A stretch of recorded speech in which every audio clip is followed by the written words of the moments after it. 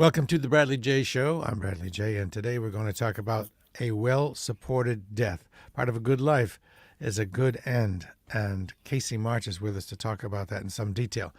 Casey is an end-of-life doula, an educator, an advocate. She believes that everyone can have a well-supported death, and in her work, she helps clients understand the challenges of end of life and the options. She recognizes the importance of a dying person's autonomy and realizes that many who don't know, there are many who don't know all the choices that they have and how to access those choices. And so we're going to fill in those blanks right now. So welcome to the program, Casey. Thanks. Thanks so much for having me. Okay. Before we get started in the Vermont Medical Aid in Dying program, can you tell me about your activities as an end-of-life doula and how that works and how it kind of dovetails with the Vermont Medical Aid in Dying law?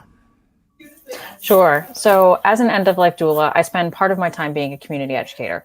So I go out into the community and do presentations on the end-of-life process, death and dying, what sort of preparations people can make so that they can have a really well-supported death.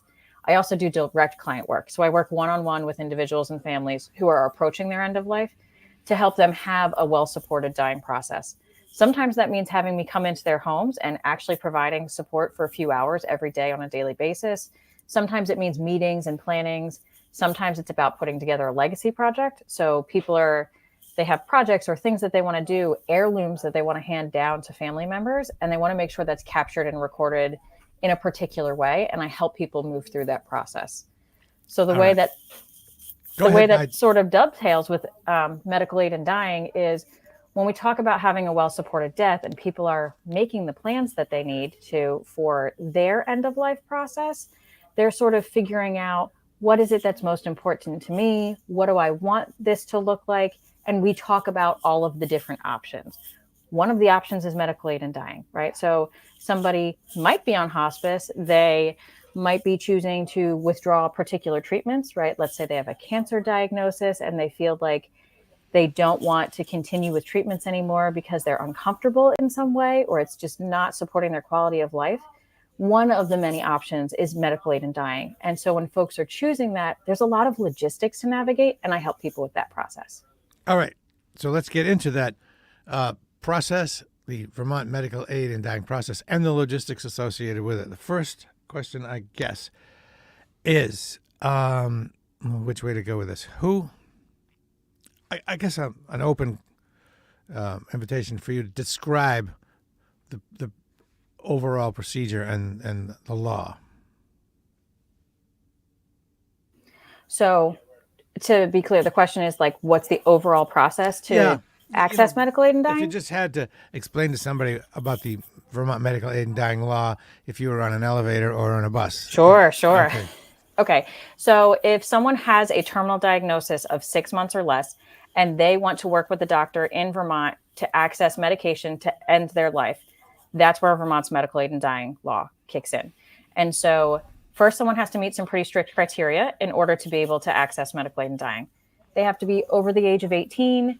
Like I said, they have to have a terminal illness and a prognosis of 6 months or less. So their life is already ending. There is no medical treatment that's going to cure. And that is when medical aid in dying becomes available. They also have to be able to make their own medical decisions, right? And so they need to be able to say, yes, they understand this process. They understand how this medication works, and they want to move forward at every step in the process. Okay, so you have to go to a doctor in Vermont. Is there a special cadre of doctors that do this, or any licensed medical doctor can be the first point of contact in starting the process? Yeah, so you're going to go to an MD, right? Some people will, if you're a Vermont resident, for example, you're probably the first person you're going to talk to is your primary physician, which hopefully is an MD and not a nurse practitioner, because they can't participate. They can't be prescribers. But anybody who is an MD, regular MD, not necessarily a naturopath, can participate. And so if you're having a conversation with your doctor and you're saying, I want to explore my end of life choices and I'm interested in medical aid in dying, either your doctor should be able to give you information on that process, or if they can't, if they're not comfortable, if they don't participate, they need to be able to refer you to someone who can. Whether that's another doctor in their practice, a different practice nearby, maybe a medical social worker who can sort of outline how this works. But no matter what, when you're having that initial conversation with your doctor, they should be able to point you to someone who can talk to you about this process. And do you have any sense of how many doctors are really on board with this program? Are there some that are not? So it's kind of hard to explain. Medical aid in dying as sort of a practice where like you can get this medication has been around in Vermont for about 10 years, 11 years. And so there are doctors in every single county who have done this for their own patients in Vermont, patients that they've worked with for years and years that they have a relationship with. The new legislation that passed in 2023 is what removed the residency requirement. And so this piece where people are now coming to Vermont, meeting a doctor for the first time that they don't have a relationship with and trying to get this kind of care, that is new. And of course, there are fewer doctors who are participating, one, because it's new. It's only been happening for a year. And so people are still getting educated and figuring out where they fit and what their comfort level is. And two, it's a big lift, right? To ask a doctor who probably has a really full schedule and lots of patients that they're seeing themselves to take on a new client who they're only going to meet for a couple of sessions to prescribe this prescription, right? So it's delicate. Right now, if you are a person living in Vermont, you probably have easier access because you already have established medical care here. Mm-hmm. But if you're someone who's coming from out of state, you're looking at longer wait times to even get an intake appointment once you find a practice that's participating. So if you're out of state and you decide that you want to go through with this or want to look into it, at least do the first step. You have to just kind of go to the doctor directory and start calling doctors? So my recommendation is if you're an out-of-stater and you're thinking about this and you have no information so far, go to the Patient Choices Vermont website. Patient Choices Vermont is the nonprofit here in the state that helped get the legislation passed. They have amazing resources on their website to help people who are trying to get initial information, including a helpline. So people can email in with initial question. They have a list of different medical facilities across the state. So if you were sort of doing cold calls and going through facility by facility to see who's accepting new patients and what their wait lists are, there's a list there. Not necessarily of like, these are people who are providers, but these are different systems that you can call to see if there are providers available. And then the other really important thing that's on their website is they have a list of wayfinders. So I'm an end-of-life doula and I serve as a wayfinder. I'm an individual who works in the field, who has gotten educated specifically about medical aid in dying and helps people navigate that process. There are several of us all across the state who have received training on this. And so if you found a provider in a particular area, you can also connect with a wayfinder who supports people going to that region for this process. All right. So you've had your initial interview with the prescriber. Mm-hmm. And the next step is what? You have to wait at least 2 weeks, is it, before getting a second opinion or a confirmation appointment? Sure. So in order to get the medication, there are 3 doctor's appointments involved. One is with your first prescribing physician, right? So that's the person who is going to write the medication. You said the interview. You're going to do an end-of-life consult with them where you go in and you're letting them know you're interested in medical aid in dying, and they're giving you information about medical aid in dying, but all of your other options, and making sure that you meet the criteria, right? That your prognosis is 6 months or less, that you can make this decision for yourself. And so that's your first appointment. You have a second appointment with a consulting physician. That can happen at sort of any point after you've met with the primary doctor. And that consulting physician does everything the first physician did. They are making sure, absolutely sure, that you meet the criteria, and also that you had a second person to connect with to get all of your questions answered. It's really important that people are making an informed choice. And this is a very emotional time for a lot of folks. So we have all probably had the experience of going into a doctor's appointment, thinking that we have a list of questions that we want answered. And the doctor starts talking to us and we get sort of swept away by the appointment. Right. The time is done and you leave. And then later you realize, I didn't get all my questions answered.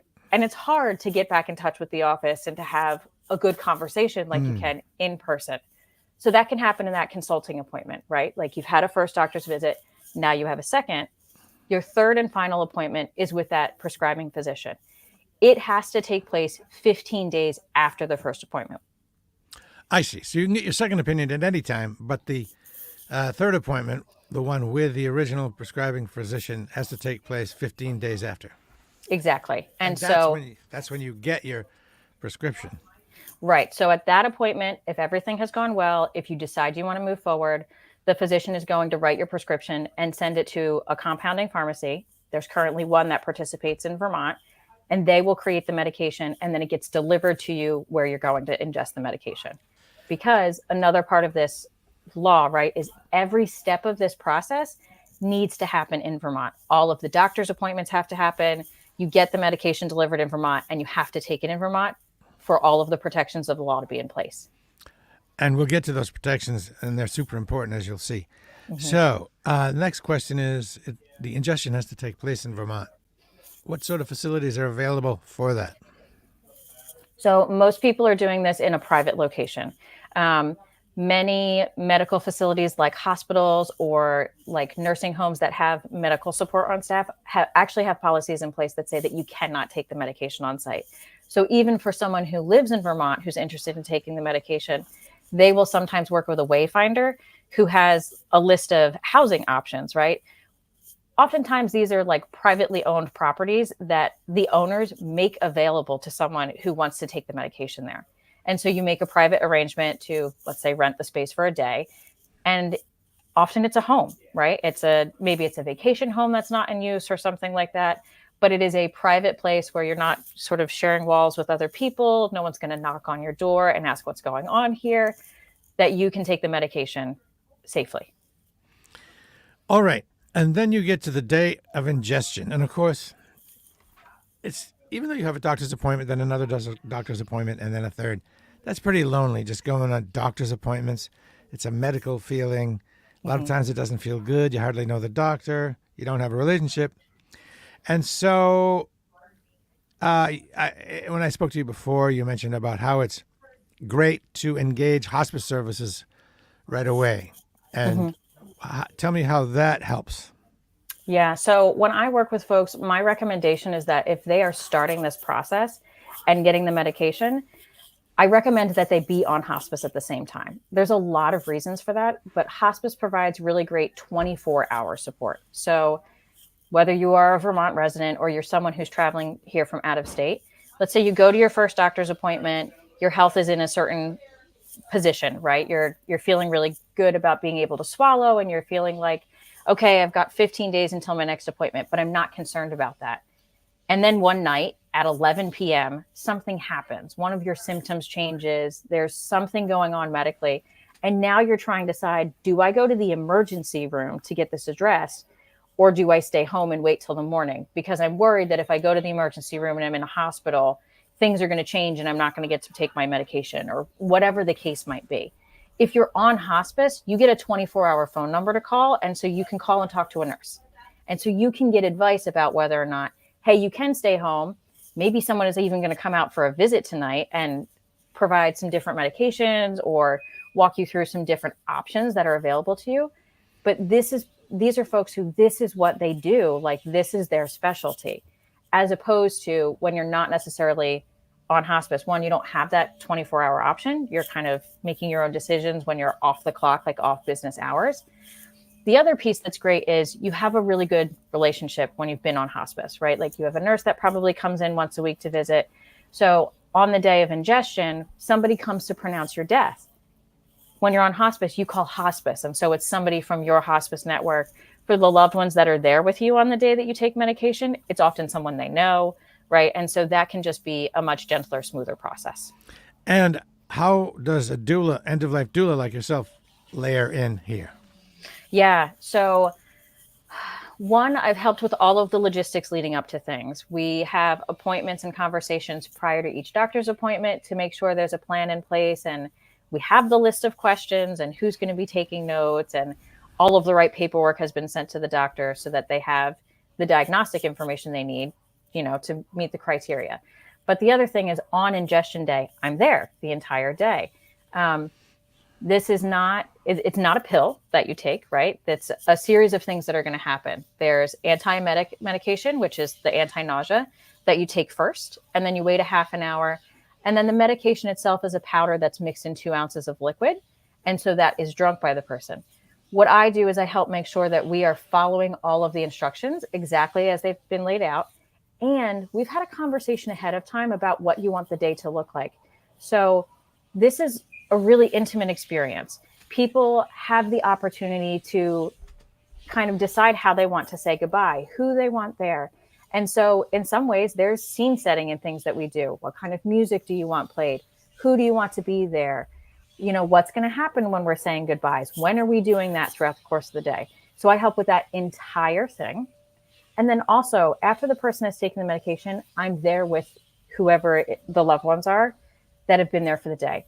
I'm explaining to them what signs and symptoms are completely normal so that they're not sitting there waiting, feeling freaked out. Like they understand this is a normal part of the process. I'm also helping them with phone calls after the fact. So when they are ready for pronouncing, I'm helping call the hospice nurse. Whatever is happening for body care, I'm helping call the funeral home or the crematory, whoever is coming, to make sure all of that administrative stuff that you might not necessarily want to be the focus of a day like that gets taken care of. Wow. This is a technical thing. Do you have to take ingest the medication on an empty stomach? So the recommendation is not to eat any solid foods for 8 hours before taking the medication. You can drink clear liquids, obviously, and part of the process is actually adding 2 ounces of typically apple juice to the medication itself to take it.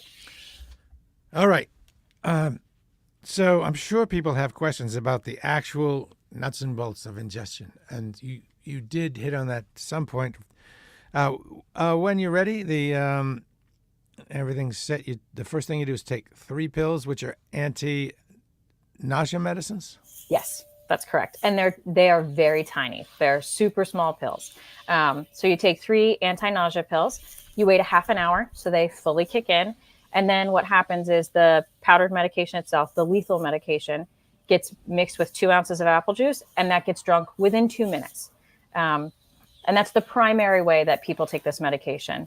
For folks who can't swallow but can still self-administer, so maybe they have a feeding tube, that 2-ounce liquid would get pushed by like a syringe into their feeding tube. So there are options like that, but most people are drinking it within 2 minutes. So do they, just as a technical point, do they have to push the syringe contents into the feeding tube themselves?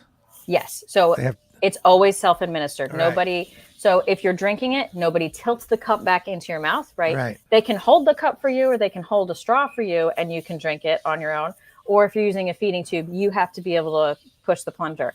You don't have to use your hand, right? So if like your finger dexterity is not great, you can use your elbow to do it. People have used a foot to do it. Like there are different options, but you have to be able to actually administer the medication. All right. So you've ingested the final medication. What happens? So within about 3 minutes, which is why you drink it within 2, you fall asleep. And at that point, as far as being the person who is taking the medication, that is the last thing that you are conscious of. You fall asleep. And then within 20 minutes, 15 to 20 minutes, you're actually in a coma-like state and you are going to pass away. 96% of people who take this medication pass away within 6 hours, often even shorter than that. I personally have seen anything from like 30 minutes to 4 hours in the ingestions that I have been present for. And so that's about what people can expect. Is there any, big question I'm sure is there any discomfort involved? So the person is in a coma-like state the entire time. They do not experience any sensations in that state. So after ingesting, you simply get tired within 3 minutes. Yeah, and you go to sleep. Not just tired. You are completely sedated. You are completely out as your respiratory system and your heart is shutting down. So you're no longer aware of anything, and it's kind of like almost when you get a surgery and they give you anesthesia. You just one second you're aware, and then very quickly you're not. I've even had people ask me, like, do you dream and things like that? And I'm like, unfortunately, no one has woken back up and been able to tell us if there's dreaming or anything like that, right? Like, this medication is effective. Wow. All right, now back to the legalities of the whole thing. One thing that's important to note is that on your death certificate, the cause of death that's listed will be the original diagnosis, not the assisted, not the cocktail you just drank, but the original reason you're there. And tell me why that's important. Correct. So, with medical aid in dying, your death certificate says your underlying illness is the cause of death. It's really, really important because, one, there's privacy component to that, right? Like, no one needs to hear what your particular medical care decisions were. We don't do that for anything else, right? We don't say, like, you died of cancer and you happen to be having this course of treatment when you died. Like, that's not how we do things. And so, in this case, again, it's your underlying illness. But the other piece that's really important to that is, let's say you have a life insurance policy and it has language written in it that says that it is invalidated if you commit suicide. Legally, this is not suicide. Suicide is when a person who is living chooses to end their life. Because the way that the law is written here is you must already be terminal ill. You must already have a prognosis of 6 months or less, which means you are already dying. Suicide is taken off the table. And so the legal documents that support that, your death certificate, say the same thing. So even for a person who goes home to another state, right? So for a family who is taking that death certificate with them, that document that says what the cause of death was will be the underlying illness. And that's really important to families. What if the insurance company finds out? If they find out, can they do something, or is it just that it's the law and that they don't have any choice? It is the law. Those are the protections of the law, right? That is why you stay in Vermont that is one of the reasons you stay in Vermont for every step of the process. Are there any other considerations legally like that? Yeah, so the legal protections are also in place for every other person who is involved in this process. The doctors, the people who drive you to appointments, the wayfinders. And so in some states that have laws that are different, that particularly outlaw certain practices at the end of your life, this might be something that you would experience like criminal charges for if you did them in your home state. And so it is really important for everybody that is involved that everything happens in Vermont. And those people all have to be from Vermont, or does it just have to happen in Vermont? No, it has to happen in Vermont, but you can be from anywhere. That's the beauty of the residency requirement having been lifted. And there are 11 states that do this, and only 2 of them allow you to be from out of state, right? Yep. So 10 states and the District of Columbia all have a medical aid in dying law. The only 2 that do not have a residency requirement are Vermont and Oregon. Oregon. Yep. So each side of the country. Right. Anything I'm forgetting here? Anything I'm missing? Something that that comes up during this procedure, or even when people are thinking about the procedure, nearing the end of life, or even way before the end of life. I find it comforting to know that option is there, and now thanks to you, I have a pretty solid and comforting picture of how things go. Yeah. Is there any other information for folks either approaching that point or like me who are hopefully some distance away? Yeah.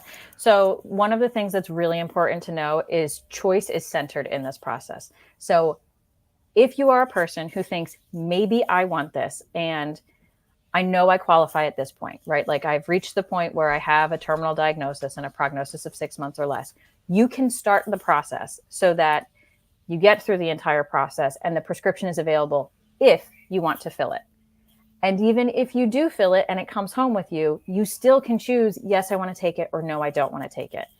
I have worked with people who have just felt so incredibly relieved knowing the choices available to them and decide never to take the medication. But the fact that they went through the entire process, the option was there, it was available to them, provided a lot of relief and allowed them to focus on other things that they felt were the most important to them at the end of their life. Just the knowledge that you can bail if things get rough is pretty comforting.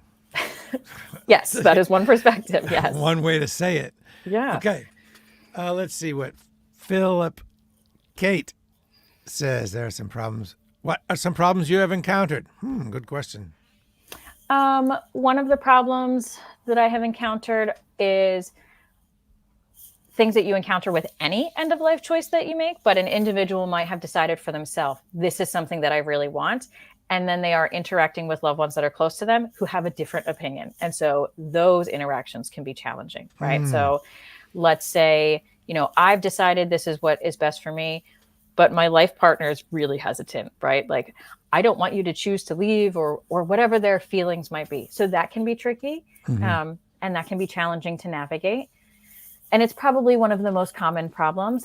The other one is, because this is not legal everywhere and sometimes is stigmatized, people feel really private and really cautious about sharing this information with anyone. They're worried about their home funeral home, or maybe their religious community or friends and neighbors finding out. And so they want to be really sure they understand what information gets shared and what does not, which is, again, one of the places where, like, your death certificate not saying anything about this is really important to them, because that gets sent to your funeral home. And so it's important that they know, if you are not communicating that you've made this choice to others, that information stays private. Oh, yeah, let's take this to the next steps. You mentioned funeral home, and your funeral home back in your home state, if you are out of state. How does that all go? Care of the body. Yeah. So typically what happens is, if you're working with a wayfinder, they will help you find local resources that will do all of the, like, permitting for transportation. And a funeral home here, or a crematorium, and the one that you are using at home, will be in communication. They will make the arrangements as sort of your holistic package of, like, what you're deciding to do. Why do you have to use any funeral home in your home state? Why can't you just have everything done there in Vermont? Well, so your body's going to need to be transported, right? So if you decide, I'm from Maryland, I want to be buried in the cemetery that, my spouse is buried in, or my parents are, there are laws about transporting a body from one state to another. So that needs to be taken care of. What if you choose cremation? Can it be done right there in Vermont, and you just get a jar? Yes. And that can happen. So people can choose to have their remains cremated here, and then cremated remains are transported, so mailed home all the time. Oh, you would have to have them mailed. Okay, you can't. You don't have to. You can also pick them up and drive them home yourself, but they can be sent to you. Yeah. Oh, wow. Okay. Is there anything else that I'm missing here? Oh, if there's nothing else, I do have one question. Sure. I really try to avoid cliche questions. I'm sure everyone that talks to you about this asks this, but sometimes it's important enough question, so I ask it anyway. What brought you to this? And for some people, it would be undoable, and for you, it's rewarding. What's the difference? Sure. So the reason that I support people who are choosing medical aid in dying is because I was working with someone when I was a doula who, over the course of our time working together, we were originally working on legacy work. So this was a person who had children who were in their early 20s, and they wanted to leave certain letters and mementos for them after they died, because this individual knew they were going to miss certain milestones, things like weddings and the birth of first children and things like that. And so we were working together for several weeks. We had built a great relationship.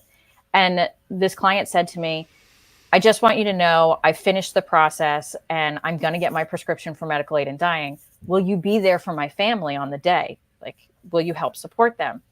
And at this point, it was relatively new to me. It was the first individual I had worked with who wanted to go through that process. So I went and I said, yes, of course I will help, but I want you to know I haven't done this before. So I went and got a bunch of training so that I could be there and help that particular family. I saw how much of a difference that made to this family. I had been meeting with the client for months. I had seen how his disease had progressed, and I knew what he was facing and what he was trying to avoid. And just the piece of making the decision and what shifted for their family and what they were able to do as far as like saying goodbyes and choosing the day to do that, and the ritual that they sort of built into that process made me realize how important this is as an option. It's not for everyone, certainly, but it certainly is an option that should be available to the people who want it. When you're there on day of ingestion, helping the family, is it stressful for you? Yes and no. It's not stressful for me in the way, like, I am not experiencing this as a member of the family, but also I care deeply about doing good work for others, right? So What is maybe stressful for me is I have high standards for how I want the experience to be for the family. And so this is the day that, in any other industry, if you were a lawyer who goes to court and like court is one of the days that you feel like you're the most on, this is one of the days where I feel like I really need to be on point today. This is when the work that I do is really, really important to my clients. One thing I did forget to ask about is the costs. And a side question is, does insurance cover it? You'd think they would, because it's cheaper than extended care in an intensive care unit or something like that. Sure. So typically the medication is not covered by your insurance, and it costs anywhere from $700 to $800 to have the prescription filled. One of the reasons the medication's not covered by certain insurance plans is they are federally available plans, right? So like if you have a Medicare or a Medicaid, and this is not legal in all of the states, and so your insurance can't cover it, right? Okay. Some of your private plans, so like maybe you have a Vermont medical insurance and it's a specific plan, that might cover it. And so it depends, and it's important to contact your insurance, like your medical insurance providers. And I want to be really clear when I'm saying this, like you're contacting your medical insurance provider, not a life insurance provider or anyone else, to ask if the medication is covered. Are there any other major costs that I'm not thinking of? There's the spot that you would go to if you're from out of state, or if you wish to rent a place. There's that. I mean, that's just normal rental costs probably, right? They don't charge you more. Some wayfinders are completely volunteer and they work pro bono. Some of them charge for services. So I'm a doula and I'm a fee for service person. I offer sliding scale, but that's a fee that is sort of included in this process as well. And if someone is, experiencing financial difficulty and that cost is a big hurdle, one, I have colleagues who are completely volunteer that I connect them to, and I try to work with people's budgets as much as possible. So that is another cost that can be associated with it. You already talked about sort of the lodging and logistics. The doctor's appointments themselves, those are actually typically billed to insurance companies as end-of-life consults. So you would pay any copays that you have and things like that, but that's going to depend on your particular insurance. I can't think of anything else. Can you? No, I think that you've asked great questions today. You are, I'm so thankful that you do what you do. And it's pretty clear that you're probably really good at it. And it means a lot to me. Thank you. And by the way, I happen to know that the person asking the questions here, Phil Kate, is also kind of involved in end of life as an end of life companion, I believe is what he does. Is that correct? Yes. All right. Okay. This is everyone. You should, if there's a way to save all this information, you should save it. If you watch this and download this conversation, if you're able to do that, and put it in a folder so you have it for later, or write down the answers if you need to.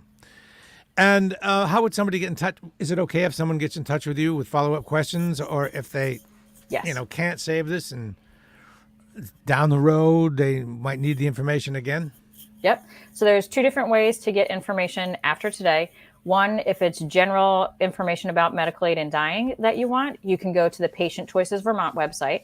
My contact information is listed on there.